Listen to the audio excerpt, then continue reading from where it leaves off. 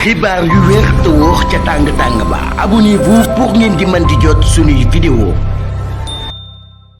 jërë ngeen jëf ci ànd gi ak ñun ci chaîne bi di Buzz 221 HD. Dé Faye yoon daan na koy teg loxo moom mi ab menuisier la bu am 39 ans mi ngi ci ay jafe-jafe yu yéeme nag. mi ngi dëkk ci Jidda Grand Yoff moom mi di ab dëkkandoo boo xam ni daan nañ koy teg loxo ginnaaw bañ ko giiñee ñu dafa violé ab mineur bu am 15 ans di ab élève buy def CM1 bu ñu sukkandikoo ci l'Observateur.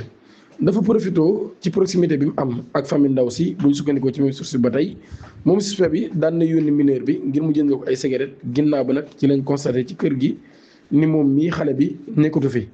En son retour, il l'a surpris dans sa chambre après avoir verrouillé la porte.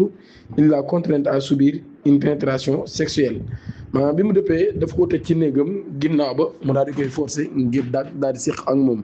En sortant de la pièce mise en cause bi juróom nag daan nay dal ci ki nga xam ni ab connaissance la muy koo xam ni dafa xamante ak moom wala sax koo xam ne dafa xamante ak ñi nga xam ni ñoo di famille bi. jamono boobee nag daal ci la tëjaate li nga xam ni moo di braquet bi de son pantalon. C'est elle qui a découvert la victime sur le lit en état de détresse psychologique maanaam comme mi nga xam ne daan na génn di yam ci moom muy tëjaat li nga xam ne moo di braquet tam ci la duggee ci biir yam ci victime bi mu nekk ci ab état bu yéeme loolu. Bien que le suspect persiste dans ses dénégations nga xamee ni suspect bi daan na persister ci li nga xam moo di ay dénégation yu mu doon def daal di wedd ni pénétré wul xale bi ci néeg bi placé nañ ko en garde à vue ab réquisition médicale daan nañ ko adressé à l'hôpital général de Grand Yoff ngir ab examen gynécologique ngir nag loolu yi daal di xam dëgg-dëgg lan moo xew ci boobu le mbir. L'ancien conseiller spécial de l'ex-président Macky Sall Abdou Aziz Diop moo nekk ci viseur yu justice bu ñu sukkandikoo ci information yu Libération.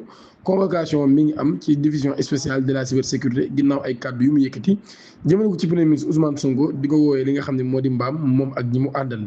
ki nga xam ne nag moo di Moussa Bocar Thiam nekkoon ab ministre ci jamonoy Macky Sall moom tamit jamono ji yoon daan nañu def am mandat d'arrêt international ci kawam maanaam kon fu ko yoon fekk rek ay mbiram leer jërë ngeen jëf.